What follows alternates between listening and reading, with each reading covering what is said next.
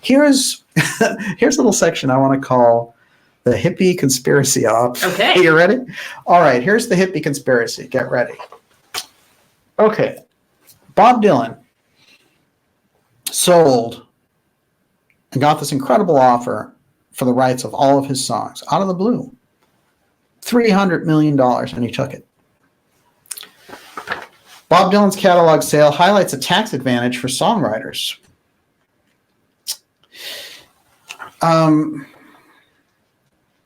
I looked at this and I was thinking, Bob Dylan was that huge anti-war figure. He was kind of like that Woody Guthrie character, and, Blowing in the Wind, and How Does It Feel, and all these different songs and things. And then I learned that David Crosby of Crosby, Stills and Nash had this same great offer he couldn't resist come out of the blue.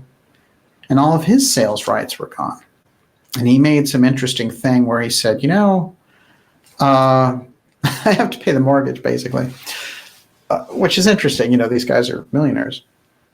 Multi-millionaires. I mean, can you imagine the royalties? Oh, yeah. Mm-hmm. And I started to think to myself about the 60s. We know when we look back at the 60s, you see peace movements. You see the songs that are identified with a generation. Give peace a chance and all these types of things.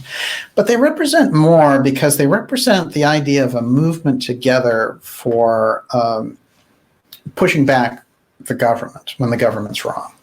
This is really what they represent. And I started to wonder to myself, and again, I realized this is the hippie conspiracy op, but if this continues and you have these kind of conglomerates who will own the rights to people like Dylan and maybe eventually the Beatles and things like that, will they consolidate that side of humanity that stood up to them at a certain point, put them over here as kind of like a little museum piece, and get them out of the general circulation of people looking back at different periods?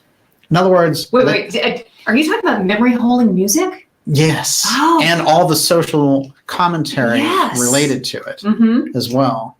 We know they've tried to control it over the years, and that they've supported ops in relation to entertainment. And there's the incredible investigation of the Laurel Canyon stuff, which I always thought was remarkable. But some of those groups were great, regardless of if they were cooked up or not.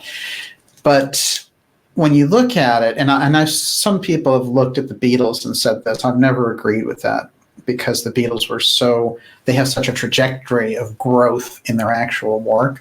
So people have always attributed things to the Beatles. I think it's just because of who they are.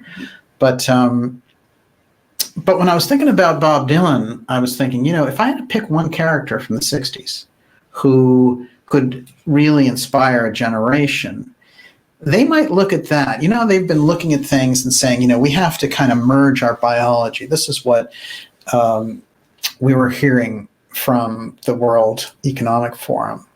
And they were coming forward and saying the fourth industrial revolution, there's also a big piece of it is biological, where you're going to kind of merge with the technology and transhumanism. And I was thinking, that spirit that they're trying to get rid of, the thing that they're trying to splice out in the DNA is that kind of rebel quality. I love that you're framing it like this. Yes. That is splicing out part of our genetics. This is their main problem, if you think about it.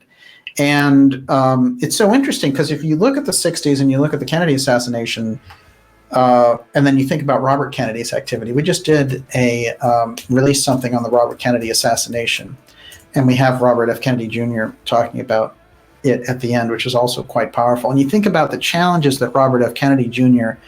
is taking on now. Who are they?